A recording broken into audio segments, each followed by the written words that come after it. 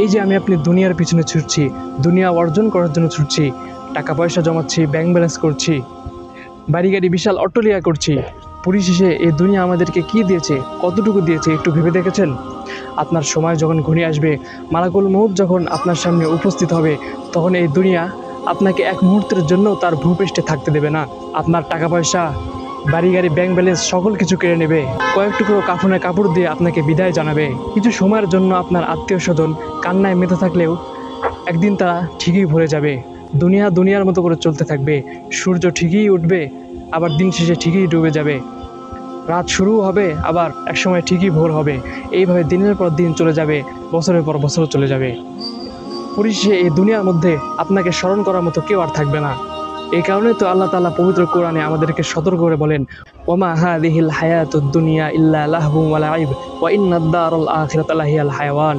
আর দুনিয়ার জীবন তো খেলতামাশা মাত্র, নিশ্চয়ই আখিরাতের জীবনেই আসল জীবন। ওমা হাদিহিল হায়াতুদ দুনিয়া ইল্লা মাতাউল গুরুর। দুনিয়ার জীবন তো একটা ধোঁকা, প্রতারণার পুঁজি মাত্র। প্রিয় ভাইয়ের আমার, এই দুনিয়া বড়ই স্বার্থপর। এই দুনিয়া কাউকে থাকতে দেয়নি। আজকে আহসান মঞ্জিল আছে, কিন্তু নবাব আহসানুল্লাহ নাই। আজকে লালবাগ কেল্লা আছে, কিন্তু তার মালিক নাই।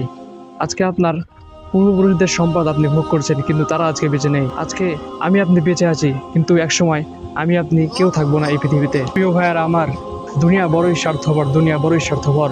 সুতরাং আসুন আমরা ক্ষণস্থায়ী জীবন তথা দুনিয়ার জীবনের পিছনে না ছুটে চিরস্থায়ী জীবন আখিরাতের জীবনের প্রস্তুতি নিতে থাকি সেই পরকালের জীবনের।